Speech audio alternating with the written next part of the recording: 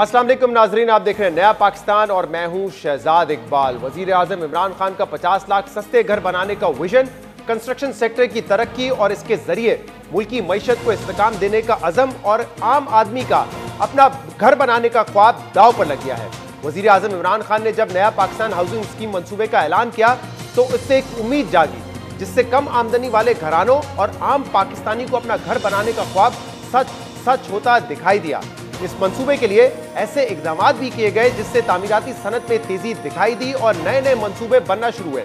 लेकिन अब सवाल ये उठ रहा है कि बढ़ती हुई जमीन की कीमतों और तामीराती लागत में इजाफे की वजह से कंस्ट्रक्शन सेक्टर की ग्रोथ इसी रफ्तार से जारी रहेगी या इस रफ्तार में सुस्ती दिखाई देगी। कंस्ट्रक्शन सेक्टर वो शोबा है जिस पर वजीर आजम की खास तवज्जो रही है। हाउसिंग सेक्टर के लिए वजीर आजम ने पॉलिसी बनाई, कानून साजी की और हर हफ्ते इस सेक्टर की प्रोग्रेस मॉनिटर करने के लिए इजलास करते रहे। वजीर आजम की हाउसिंग स्कीम अनाउंस होने के बाद हाउसिंग को इंडस्ट्री का दर्जा दिया गया। इस सेक्टर में सरमायाकारी करने वालों को एमनेस्टी दी गई, फिक्स टैक्स रिजीम मुतारिफ करवाया गया, बैंकों को कर्ज देने का पाबंद किया गया।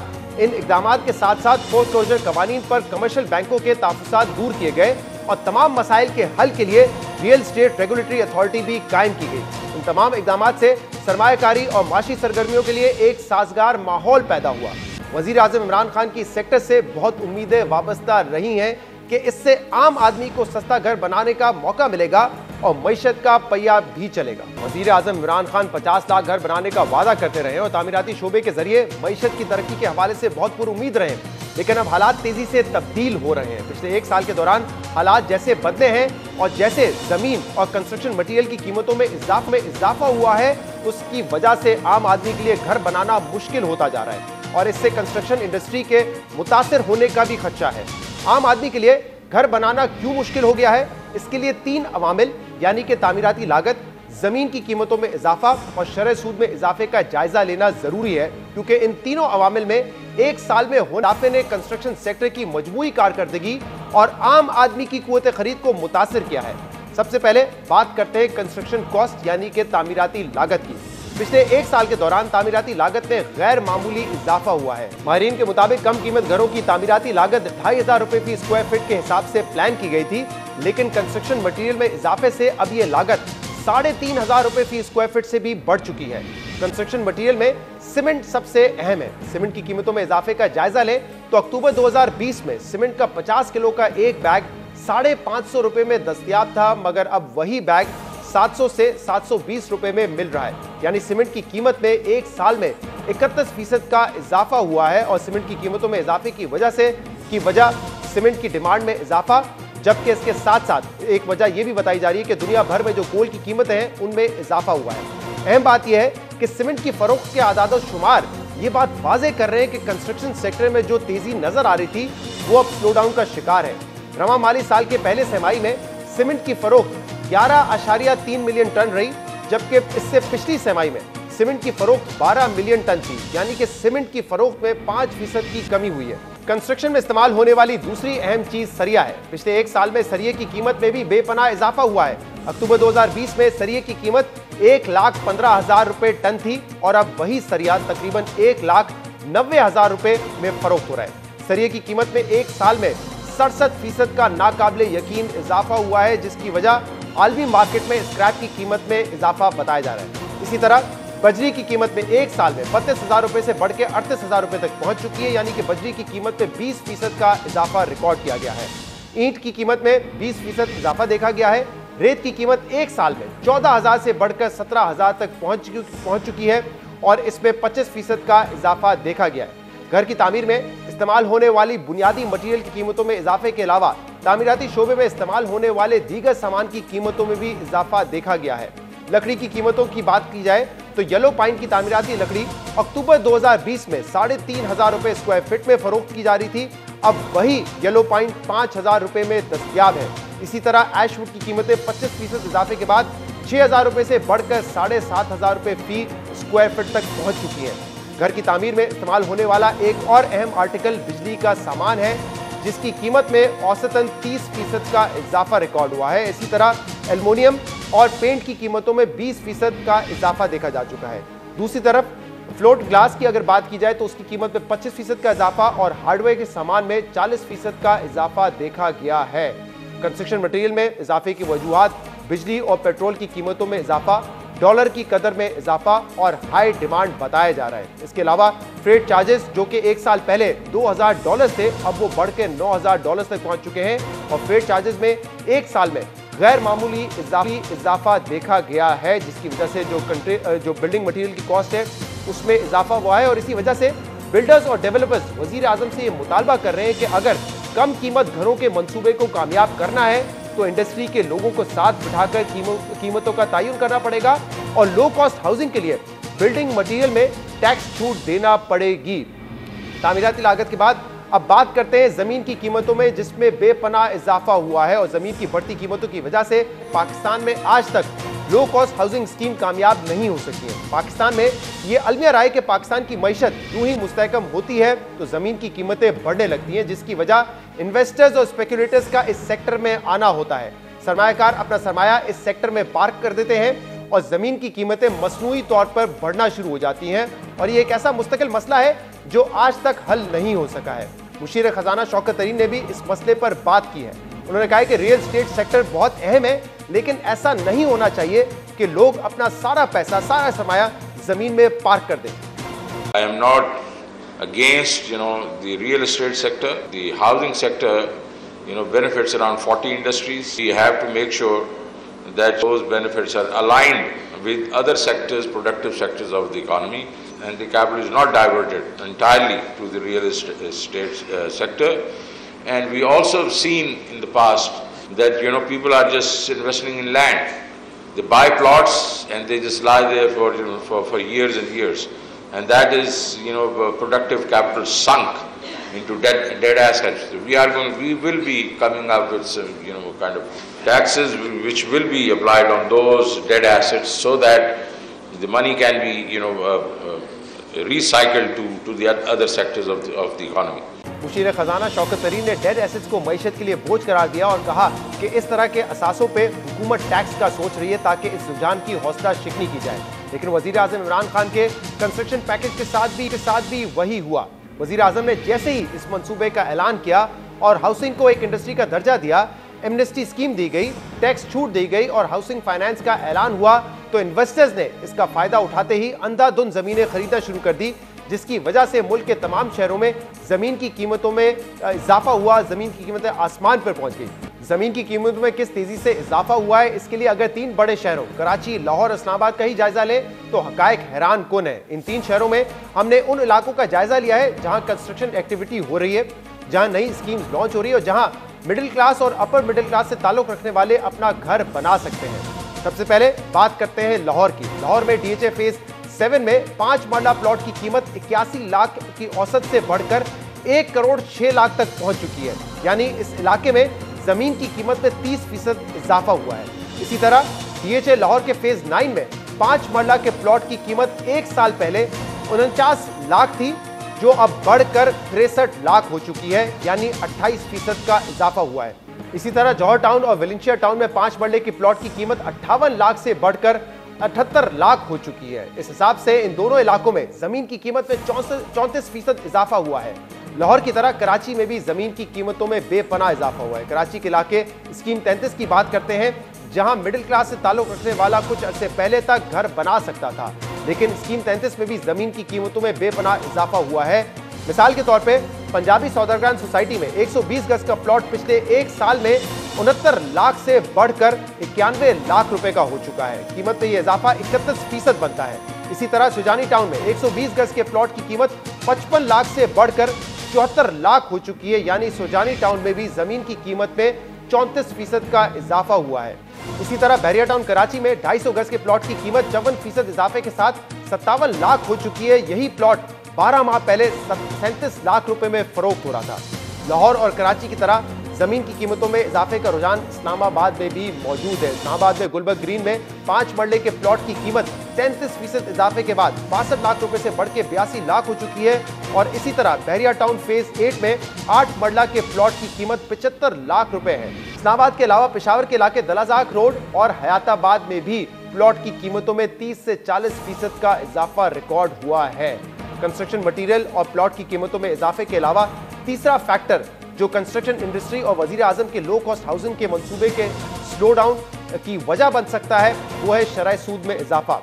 वजीर आजम इमरान खान ने जब इस मंसूबे का ऐलान किया था तो इसके लिए जो पॉलिसी बनाई गई थी, इसके तहत कमर्शियल बैंकों को नया पाकिस्तान हाउसिंग स्कीम के लिए 3 से 9% शरह सूद पर कर्जा देने का पाबंद किया था।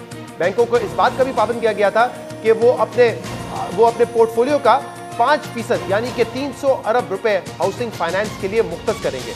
गवर्नर स्टेट बैंक के मुताबिक कमर्शियल बैंकों ने अब तक 96 अरब रुपए की दरख्वास्तें मंजूर कर ली हैं, जिसमें से 25 अरब रुपए जारी किए जा चुके हैं। अहम बात यह कि जो लोग वजीर आजम की अपना घर स्कीम के तहत बैंकों से कर्ज लेंगे, उनके लिए तो शरह सूद 10 साल के लिए फिक्स्ड है, लेकिन जो लोग इस स्कीम के अलावा बैंकों से घर बनाने के लिए कर्ज लेंगे, उनके लिए शरह सूद में इजाफा हो चुका है। पिछले 4 माह में 1 साल का कायबोर 7.5% से बढ़कर 10.73% तक पहुंच चुका है। इन तमाम हकायक को मद्देनजर रखकर पूरी तस्वीर देखी जाए तो ये कहा जा सकता है कि ये 3 अवामिल यानी कि कंस्ट्रक्शन कॉस्ट में इजाफा, जमीन की कीमत में इजाफा, शरह सूद में इजाफा, वजीर आजम के कंस्ट्रक्शन इंडस्ट्री की तरक्की के विजन की तकमील और आम आदमी के अपने घर के ख्वाब के हसूल में मुश्किलात की वजह बन सकते हैं। और कंस्ट्रक्शन इंडस्ट्री में जो एक बूम आया था, ये इसके स्लो डाउन और इसके नतीजे में मजबूरी तौर पर इकोनॉमी के स्लो डाउन की वजह बन सकते हैं। अहम सवाल यह है कि एक आम आदमी इस वक्त इन हालात में अपना घर कैसे बना सकता है और कंस्ट्रक्शन में जो बूम आया था वो बरकरार कैसे रख सकता है, इस पर हम बात करेंगे एक ब्रेक के बाद। अबाद के साबिक चेयरमैन फैयाज इलियास हमारे साथ होंगे, एक ब्रेक के बाद उनसे बात करेंगे। हमारे साथ रहिएगा।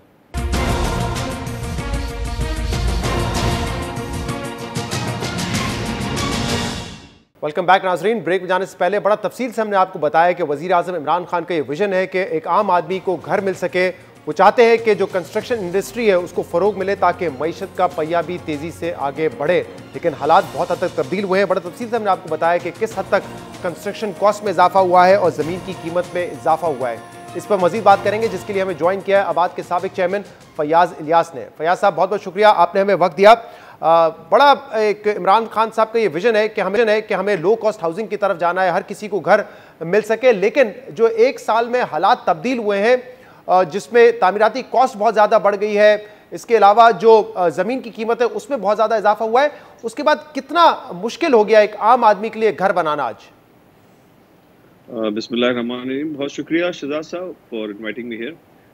देखिए, जैसे वजीर आजम का एक विजन था बिफोर गवर्नमेंट में आने से पहले कि हमें 50 लाख जो घर बनाने हैं, वो उन्होंने हाउसिंग पॉलिसी भी जो दी थी वो आबाद हाउस में ही उन्होंने अनाउंसमेंट किया था इस पॉलिसी का। और उसके बाद मुस्तकिल आबाद जो है वो गवर्नमेंट ऑफ पाकिस्तान के साथ, वजीर आजम के साथ जो हमारी मीटिंग्स होती रही हैं, इसमें मुस्तकिल हम इनको जो है इनकी रहनुमाई करते रहे, उसमें बताते रहे हैं, अपनी एडवाइसेस देते रहे कि जो रूटीन हमारी जो कंस्ट्रक्शन एक्टिविटीज़ है या इसके अलावा लो कॉस्ट हाउसिंग या फाइनेंशियल सेक्टर में किस तरह से काम किया जाना चाहिए, तो वो सारी चीज़ें हमारी इनकी जो है टाइमली डिस्कस होता रहा है। जहाँ तक भी आपका एक ये जो सवाल है कि इस वक्त ज़मीनों की कीमतें जो बढ़ती जा रही हैं, मतलब इस वक्त देखें तो अगर हम बड़े पाकिस्तान के सबसे बड़े शहर कराची की हम बात करें या लाहौर हो या चाहे इस्लामाबाद हो, तो हर जगह पे कीमतें जो है वो ज़मीनों की बढ़ रही हैं। इसकी सबसे बड़ी वजह तो ये है कि देखिए, जैसे अगर गवर्नमेंट ऑफ पाकिस्तान इस इंडस्ट्री को प्रमोट कर रही है और उसमें बेहतरी लाना चाह रही है, तो उसमें साथ साथ जो है लोगों को भी अपॉर्चुनिटीज मिल रही है और लोगों की एक डिमांड बढ़ती जा रही है कि हम कंस्ट्रक्शन एक्टिविटीज बढ़ाएं। तो इस लिहाज से डिमांड बढ़ रही है तो ज़मीनों की कीमतें बढ़ रही हैं। और दूसरी तरफ जो हम देखते हैं कि कॉस्ट ऑफ कंस्ट्रक्शन जो है, हमने पिछले जो है तकरीबन 2 साल हमें हो गए इस कोविड के मसाइल से हम गुजरते हुए, इस पैंडेमिक से, और इस पैंडेमिक की वजह से पूरी दुनिया जो है वो तब्दील होती हुई चली आ रही है। और इसका सबसे बड़ा एक इम्पैक्ट जो है, जो प्राइम मिनिस्टर की जो स्कीम्स है या कंस्ट्रक्शन सेक्टर को जिस तरह से ये फोकस किए हुए, उस पर बहुत बड़ा इम्पैक्ट आया है। इसके रीजन ये है कि इंटरनेशनल मार्केट में रॉ मटेरियल की कीमतें जो बढ़ रही हैं, एक वो रीजन है। इसके अलावा हमारे जो इंपोर्ट की जो ट्रांसपोर्टेशन, हमारी इंटरनेशनल ट्रांसपोर्टेशन है, वहाँ बढ़ती जा रही है। और मैं समझता हूँ सबसे बड़ा इम्पैक्ट जो है हमारी डिवैल्यूएशन ऑफ मनी जो है अगेंस्ट द डॉलर जो हुई है, उसकी वजह से हमें बहुत बड़ा एक हिट पड़ रहा है। आज कंस्ट्रक्शन के लिहाज से हम देखने जाएं तो जो एस्टिमेटेड कॉस्ट थी आज से उससे तकरीबन हम 35 to 40% जो है हमारी ये कॉस्ट बढ़ चुकी है, हमारी कॉस्ट ऑफ कंस्ट्रक्शन। तो इन हालात में जो मुश्किलात हमें पेश आ रही हैं उन प्रोजेक्ट्स में, कि जो आज से 2 साल 4 साल पहले जो प्रोजेक्ट्स लॉन्च हुए थे और उनके जो कंस्ट्रक्शन एक्टिविटीज हो रही हैं, वहां पे आज हमें काम करना बड़ा मुश्किल हो रहा है। जैसे कि हम आज से तकरीबन कोई 12 से 13 महीने पहले जो स्टील हम परचेज करते थे 1,05,000 या 3,000 रुपए में, आज वही स्टील 1,90,000 और 93,000 रुपए में हमें पर टन जो है वो परचेज करना पड़ रहा है। तकरीबन इसमें 80% का जो है वो एक आपको बहुत बड़ा एक इसमें डिफरेंस आ गया है। इसी तरह से सीमेंट सेक्टर को, हम सीमेंट को अगर देखें, ये दोनों सारी स्टील और सीमेंट दोनों मेन कंपोनेंट हैं कि किसी भी बिल्डिंग को या कंस्ट्रक्शन एक्टिविटी में कंस्ट्रक्शन करने के लिए। अब सीमेंट सेक्टर में भी तकरीबन 35 to 40% का जो है ये इम्पैक्ट आ गया है। इन दो तो में ये तामीराती कॉस्ट बढ़ेगी, जमीन की कॉस्ट महंगी होगी, तो ऑब्वियसली एक आम आदमी के लिए बड़ा मुश्किल हो जाएगा। इस वक्त क्या स्टेटस है? जो मैं बात कर रहा हूँ, नया पाकिस्तान हाउसिंग स्कीम्स थी, चाहे वो प्राइवेट सेक्टर की तरफ से बनाई जा रही हो या हुकूमत की तरफ से बनाई जा रही हो, क्या स्टेटस क्या है? कितने मंसूबे इस वक्त जो है वो ऑन ग्राउंड आ चुके हैं? देखिए, अगर इस वक्त मौजूदा सूरत हाल में अगर देखा जाए तो बहुत सारे प्रपोजल जो हैं वो नया पाकिस्तान हाउसिंग स्कीम के तहत जो है उसमें नेपडा में भी जो है वो सबमिट किए गए हैं, कि चाहे वो पंजाब से हो चाहे वो सिंध से हो। लेकिन अभी अगर देखते हैं तो ऑन ग्राउंड जो है हमें इसमें बहुत ज्यादा एक्टिविटीज जो है उस लिहाज से भी हम समझते हैं नहीं नजर आ रही जो कि हम समझते हैं कि होनी चाहिए। ऑन दी अदर साइड, जैसे जो हमारी रूटीन कंस्ट्रक्शन एक्टिविटीज हैं वो बहुत ज्यादा बड़ी हैं। उसमें अगर देखा जाए तो पंजाब में बेतहाशा इस वक्त जो है ये वर्टिकल और हॉरिजॉन्टल कंस्ट्रक्शन पे काम किया जा रहा है। एक बहुत बड़ा हमें जो चेंज नजर आ रहा है वो केपी में नजर आ रहा है कि खैबर पख्तूनख्वा, जहाँ पे मेन शहर जो पेशावर है, वहाँ इतनी हाई राइज या मल्टी स्टोरी बिल्डिंग्स के ऊपर कभी नहीं कंस्ट्रक्शन हमें नजर आती थी। आज वहाँ हम देखते हैं तो वहाँ के डिपार्टमेंट में बेतहाशा प्रोजेक्ट्स अंडर अप्रूवल्स है और बेतहाशा वहाँ पे कंस्ट्रक्शन की एक्टिविटीज भी हो रही हैं। तो ये वो कुछ रीजन है कि जहाँ काम हो रहा है। But on the other side वो जो 30 लाख रुपए 28 लाख रुपए वाले घर देने का था कि नया पाकिस्तान हाउसिंग स्कीम के अंडर दिए जाएंगे, जहां पे एक शख्स जो है वो 15,000 रुपए की इंस्टॉलमेंट में अपना घर बना सकेगा। आप कह रहे हैं कि वहां पे इतनी ज्यादा तेजी नहीं देखने में आ रही, वो प्रोजेक्ट्स ऑन ग्राउंड नहीं नजर आ रहे इस वक्त? जी हाँ, बिल्कुल ऐसे ही है शहजाद साहब कि जो पॉलिसी मेकिंग का जो थी वो तो सारी पॉलिसीज वगैरह फाइनलाइज हो चुकी हैं। बैंकिंग सेक्टर या हमारे फाइनेंशियल इंस्टीट्यूट से जहां से हमें ये जो फाइनेंस का मैटर था वो सारे पॉलिसीज फाइनलाइज हो चुकी हैं। गवर्नमेंट ऑफ पाकिस्तान की तरफ से सारे काम मुकम्मल हो चुके हैं। लेकिन एट प्रेजेंट जो है अगर हम देखते हैं तो सिंध में तो किसी इस वक्त लो कॉस्ट के ऊपर कोई ऐसे खातिर हुआ एक्टिविटीज नहीं है कि लो कॉस्ट हाउसिंग के ऊपर काम किया गया हो। पंजाब में कुछ प्रोजेक्ट्स हुए हैं इनिशियली, बट फील्ड वर्क जो है जो जैसे अगर हम सीडीए के अपने प्रोजेक्ट्स हैं या एलडीए ने अपने प्रोजेक्ट्स जो है वो लो कॉस्ट के हवाले से इन्होंने लॉन्च किए हैं, उसमें एक हमें नजर आता है कि वहाँ पे कंस्ट्रक्शन एक्टिविटीज हो रही है। बट मैं ये यहाँ पे कहना चाहूंगा कि इस वक्त जो मौजूदा सूरत हाल में जो कंस्ट्रक्शन की कॉस्ट बढ़ चुकी है और एक विजन था, एक प्लान था कि 30 लाख रुपए में घर बना के देना है, जिसमें से 80% जो था वो बैंक फाइनेंसिंग था, 10% जो है वो गवर्नमेंट ऑफ पाकिस्तान ने आपको फंडिंग जो है वो सब्सिडाइज करना था और दूसरा है 10% ओनर ने देना था। तो मैं समझता हूँ 30 लाख का जो वो एक टारगेट था वो तो इस वक्त नामुमकिन के हद तक है कि जिसमें हमारी जो पॉलिसीज है, जो कुछ टैक्सेशन और ड्यूटीज हमने जो इम्पोज की हुई हैं कुछ जो इम्पोर्टेड मटेरियल या रॉ मटेरियल के ऊपर, जिसकी वजह से ये कॉस्ट इतनी हाई चली जाती है कि आज अगर हम बनाना चाहें तो हम अपने हमारी मतलब वील हैव टू पे। आपका प्रपोजल क्या है? आप लोगों की वजीर आजम से रेगुलरली मीटिंग होती है, कीमतों का तयन कैसे किया जाए इस ओपन मार्केट में जहां पे ग्लोबल इंपैक्ट चीजें महंगी हो रही हैं, और इसके अलावा जो टैक्सेशन का मसला है, इस हवाले से आपकी वजीर आजम से मीटिंग तो हुई है, क्या सोल्यूशन क्या निकल सकता है इसका? जी हाँ, बाहर हमारी मीटिंग हुई है। हमने वजीर आजम साहब को और हमारे फाइनेंस मिनिस्टर हैं शौकत तरीन साहब, उनको भी हमने बाहर इस चीज के लिए इन्फॉर्म किया और उनसे रिक्वेस्ट भी की कि जो एक तो इंटरनेशनल मार्केट में रॉ मटेरियल की प्राइसेस बढ़ी हुई हैं, आज ये कीमतें जो है 500 से क्रॉस करके कई जो है रॉ मटेरियल की कॉस्ट बढ़ गई है। तो आप अगेन वही जो ड्यूटीज और एडिशनल आरडी ड्यूटीज जो लगाई हुई हैं, रेगुलेटरी ड्यूटीज आपने लगाई हुई हैं, तो हम समझते हैं कि हमने इनको कहा कि उसमें कमी की जाए ताकि लोकल मार्केट को सपोर्ट मिल सके कि वो कंस्ट्रक्शन एक्टिविटीज कंटिन्यू कर सके। अदरवाइज जो इस वक्त मौजूदा सूरत हाल है, प्रोजेक्ट बंद हो जाएंगे शहजाद साहब। जो लोगों ने जिन लोगों ने प्रोजेक्ट पिछले 3 साल में लॉन्च किए हैं, आज जो उनको इतना महंगा मटेरियल मिल रहा है, लोकल रूटीन कंस्ट्रक्शन भी जो है मैं समझता हूँ बंद होने की तरफ जा रही है और लोग प्रोजेक्ट जो है अपने मुकम्मल नहीं कर सकेंगे। आपके ख्याल में टैक्सेस और ड्यूटीज को कम किया जा सकता है? एक आखिरी इशू में बात करना चाहूंगा कि जब भी हम देखते हैं कि पाकिस्तान की मईशत में बेहतरी नजर आती है, सरमायाकार जो है वो पैसे पार्क कर देता है, जाकर ज़मीनें खरीदना शुरू हो जाते हैं, जिसकी वजह से मसनूई तौर पर भी हम देखते हैं कि कीमत बढ़ती है। दुनिया भर में ये रुझान नहीं देखा जाता कि खाली ज़मीन की कीमत इतनी बढ़ जाती है जितनी पाकिस्तान में है। कराची से उठा के पेशावर आप देखें, पिछले एक साल में 30 से 40% कई कई जगहों पे हम देख रहे हैं कि ज़मीन की कीमत में इजाफा हुआ है। क्या तरीक़ेकार हो सकता है? हुकूमत क्या ऐसा कर सकती है कि ये कीमत ना बढ़े ज़मीन की इतनी तेज़ी से, क्योंकि वरना तो फिर अफोर्डेबल ही नहीं रहेगी हाउसिंग किसी के लिए। क्या किया जा सकता है इस पर? देखिए शहजाद साहब, देखिए कंस्ट्रक्शन इंडस्ट्री खासतौर पे उन मुल्कों में जहाँ पे आपकी जो ग्रोथ होती है, आपकी जैसे पाकिस्तान जैसे आपके जो है दुनिया के 5वें बड़े मुल्कों में शुमार होता है पॉपुलेशन के लिहाज से, और आज भी अगर हम देखने जाएं तो हमारी जो पॉपुलेशन के लिहाज से जो हमारी घरों की जो डिमांड है, हमारी इस वक्त भी हम जो है बैकलॉग जो हमारा है वो तकरीबन 12 मिलियन घरों का हमारी रिक्वायरमेंट है, जिसमें से हमने टारगेट किया था मौजूदा गवर्नमेंट ने कि 50 लाख घर हमें बनाने हैं। 12 मिलियन घर, 1 करोड़ 20 लाख घरों की कमी है इस पूरी हमारे पाकिस्तान की आवाम के लिए। तो उस लिहाज से ये डिमांड तो आपकी देखें है, डिमांड आपकी जेन्युइन है। अगर उस लिहाज से जमीनों की कीमत को एक जगह पे रोकना, या आप कहते हैं कि लोग पार्क कर देते हैं अपनी अमाउंट, देखिए जो सरमायाकार है, कारोबारी लोग हैं, उनके लिए एक बहुत बड़ी अट्रैक्शन उस सूरत में है कि हमें स्पेशल पैकेज दिया गया इस कंस्ट्रक्शन इंडस्ट्री को वजीर आजम की तरफ से, गवर्नमेंट ऑफ पाकिस्तान की तरफ से, कि इसमें आप इन्वेस्टमेंट करें और कंस्ट्रक्शन की एक्टिविटीज को बढ़ाएं। तो बहुत सारे लोग ऐसे हैं कि जो दूसरे कामों से मुंसलिक है, उन्होंने डाइवर्सिफाई किया अपने आप को, और इसमें जब इन्वेस्टमेंट्स की तो डिमांड बढ़ी, तो उस लिहाज से कीमतें जो है वो भी जमीनों की बढ़ी है। जेन्युइन डिमांड है वो तो समझ आता है, लेकिन जब स्पेकुलेटर इन्वेस्टर खाली जमीन की ट्रेडिंग होती रहती है तो उस वजह से भी तो कीमत बढ़ती है ना। आमतौर पर दुनिया में रुझान नहीं देखा जाता, घर जहाँ पे होते हैं घर महंगे हो रहे हैं, यहाँ पे जमीन महंगी हो रही होती है। आपको लगता है कि टैक्सेस के जरिए या कोई और इकदाम उठाकर इस पे कम से कम इसको एक्सपेंसिव कर दें, महंगा कर दें, कि आप ट्रेडिंग जो है इतनी आसानी से ना कर सके, ताकि मसनूई तौर पे कीमत ना बढ़े? देखिए ऑलरेडी इसके ऊपर शहजाद साहब बेतहाज बहुत रिफॉर्म्स हो चुकी हैं, और बड़े जो पिछले जो हमने टैक्स जो आपका बजट आया है उसमें भी बहुत सारी चीजें हमने जो इन्वेस्टमेंट्स हैं या इन्वेस्टर्स हैं उनके लिए भी हमने अगर फिक्स कर दी हैं कि जो अगर आप कैपिटल गेन टैक्स की सूरत में अगर आप देखें तो वो सारी अगर 10% आपको कैपिटल गेन टैक्स की सूरत में आप इमीडिएट अगर ट्रेडिंग करते हो तो उस सूरत में इम्पोज होती है।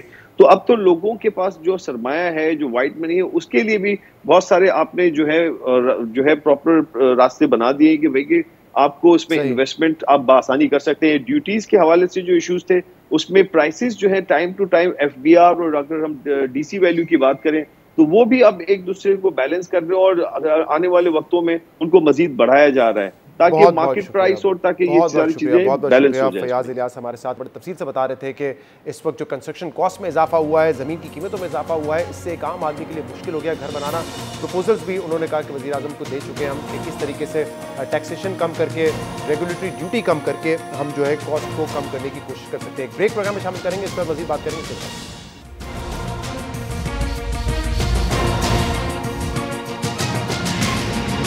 Welcome back. लाहौर के हल्का NA 133 के ज़िमनी इंतखाबात में एक हफ्ता रह गया है, मगर इलेक्शन से पहले इस हल्के में धांधली के इल्जामात लगना शुरू हो गए हैं। ऑपोजिशन की दो बड़ी जमातें नून लीग और Pakistan Peoples Party social media पर वायरल कुछ वीडियोस की बुनियाद पर एक दूसरे पर वोट खरीदने के इल्जामात लगा रही है, जिसके बाद इलेक्शन कमीशन ने इन इल्जामात और वायरल वीडियोस का नोटिस लेकर IG पंजाब और DC लाहौर को वीडियोस के फॉरेंसिक करवाने का हुक्म भी दे दिया है। NA 133 की यह नशिस्त नून लीगी रहनुमा परवेज मलिक की वफात के बाद खाली हुई थी, जिसके बाद उनकी अहलिया शाइस्ता परवेज मलिक इस नशिस्त पर इलेक्शन लड़ रही है। अहम बात यह है कि 2018 में इस हल्के पर नून लीग और पाकिस्तान तहरीक इंसाफ के दरमियान सख्त मुकाबला हुआ था, मगर इस इलेक्शन में पाकिस्तान तहरीक इंसाफ के उम्मीदवार के कागजात नामजदगी मुस्तरद होने के बाद पाकिस्तान तहरीक इंसाफ इंतखाबात के मार्के से बाहर हो गई है, जबकि तहरीक लबैक पाकिस्तान भी इस इलेक्शन में शामिल नहीं है, जिसकी वजह से 5 नवंबर को होने वाले इलेक्शन में नून लीग और पाकिस्तान पीपल्स पार्टी आमने सामने होंगे। नून लीग को इस हल्के में वाज़े बढ़तरी हासिल है, क्योंकि माजी के तीनों इलेक्शंस में नून लीग भारी मार्जिन से ये सीट जीतती आई है। मगर पिछले कुछ रोज से सोशल मीडिया पर कुछ ऐसी वीडियो सामने आ रही हैं जिसमें यह नजर आ रहा है कि मुबैना तौर पर पीपल्स पार्टी और नून लीग के लोग शहरियों को वोट के बदले 2-3 हज़ार रुपए की रिश्वत दे रहे हैं। जैसा कि आप देख रहे हैं, पीपल पार्टी PP के दफ्तर में 2000 रुपया पर 100% मिल रहा है और बेइंतहा रश है। ये देखें वोट बिक रहे हैं 2,000 रुपये में। भैया पैसे भी नहीं देंगे। आप खुद भाई उधर जाके पता लगेगा की बात जी खुद भाई यार 2,000 थोड़ा नहीं दे रहे भला और कितने 20,000 दे दें 3-4 हज़ार दें घट्टो घट्ट। यार बेटा वो ये कहते हैं कुरान पे हलफ देकर 2,000 रुपया दे रहे हैं। अच्छा मैं कुरान पाक पे हाथ रख के कहती हूँ 5 तारीख को मुस्लिम लीग को शेर को वोट दूंगी।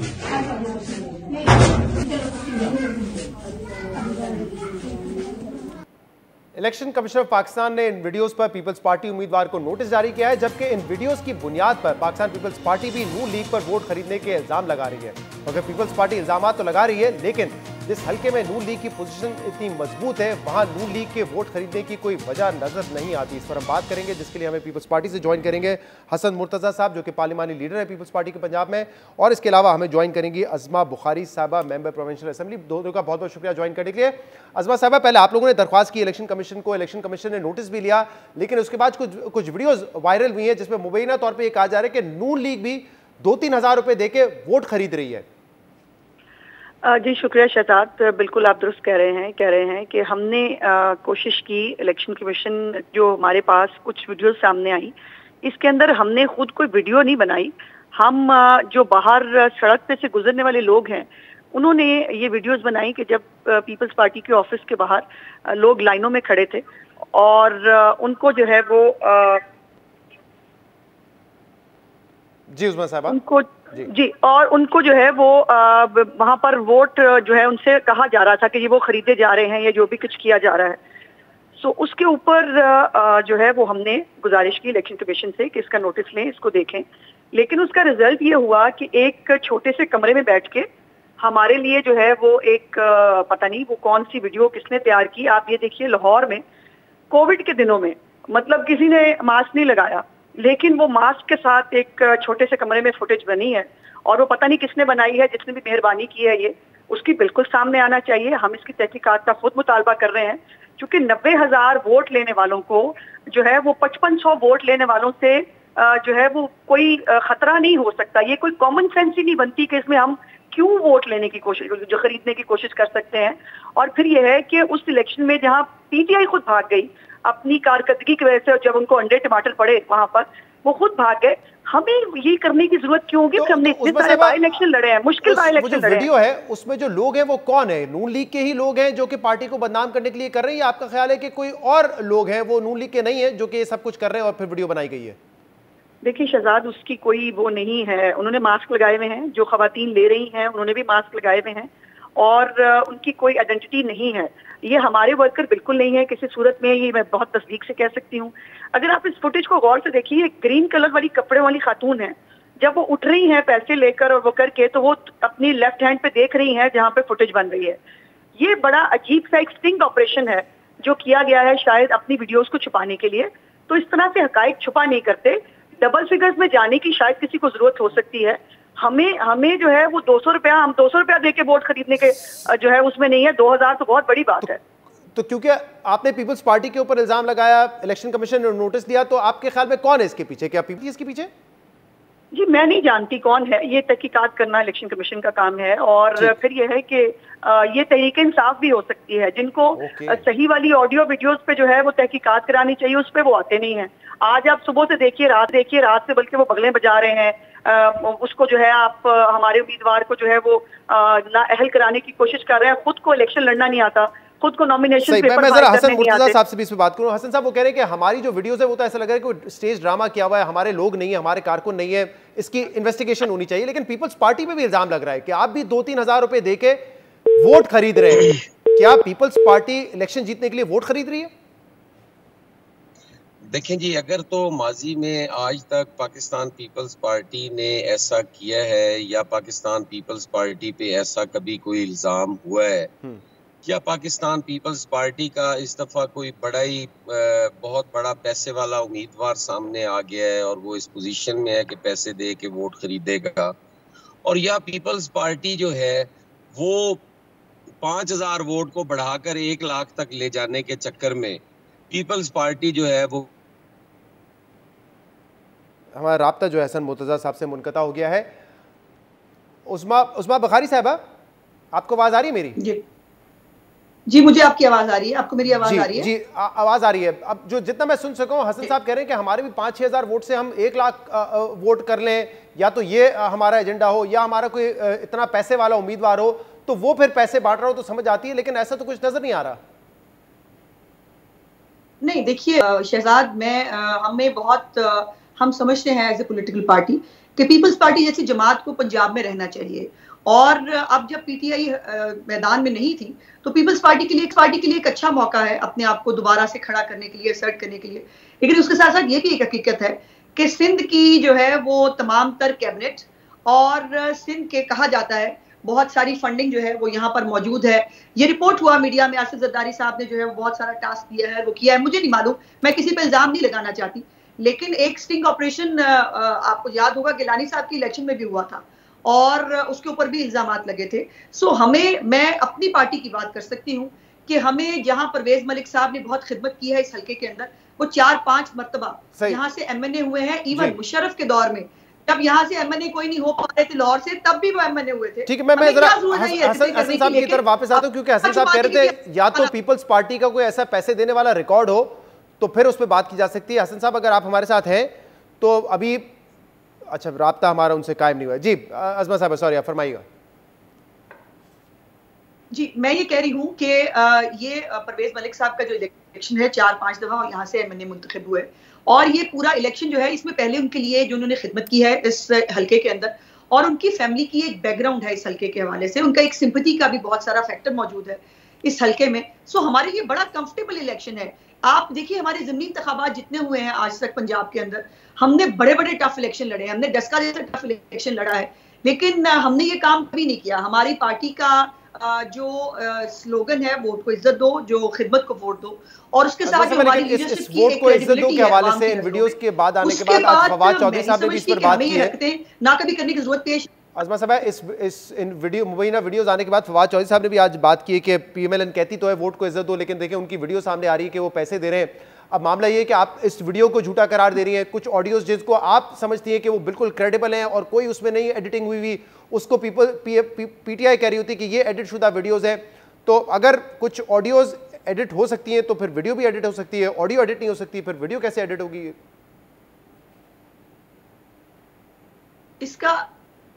इसका एक ही हल है ना शहजाद, और वो ये है कि इसके ऊपर तहकीकात होनी चाहिए। जो ऑडियो या वीडियो हमारी तरफ से, अव्वल तो ये साकिब निसार वाली अगर ऑडियो की बात की जाए तो वो कोई हमने रिलीज नहीं की, वो एक सहाफ़ी के पास ये खबर थी जो उन्होंने दी।